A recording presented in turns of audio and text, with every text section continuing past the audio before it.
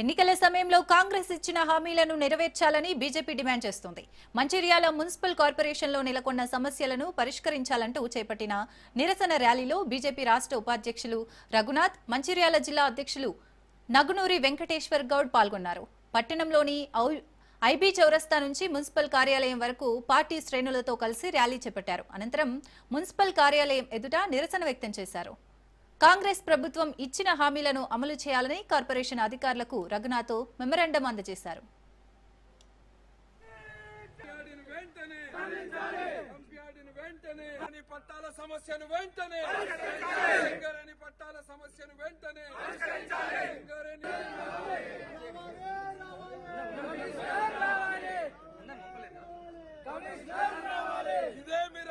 ఆరు నెలల్లో చేపడతామని చెప్పిండు.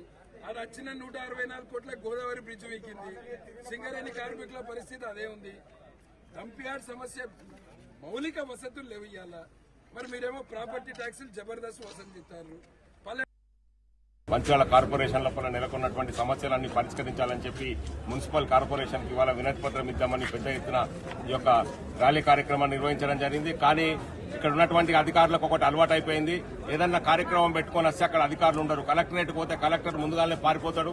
ఇక్కడ కమిషనర్ గేట్ వస్తే కమిషనర్ ముందుగానే పారిపోతాడు. ఈ ఆఫీసర్లు ప్రజల కోసం పనిచేస్తున్నట్లేదు.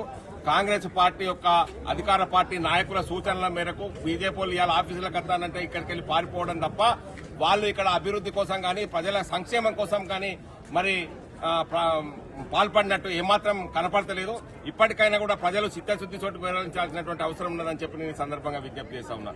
కలెక్టర్ గారు మరి ఇళ్ల పట్టాలు ఇస్తామన్నారు. సింగరేణి కార్మికులకు ఇవాళ సింగరేణి కార్మికుల ప్రాంతం లోపల ఇళ్ల పట్టాలు ఎందుకు ఇస్తలేరని చెప్పి నేను ఈ సందర్భంగా ప్రశ్నిస్తా ఉన్నా.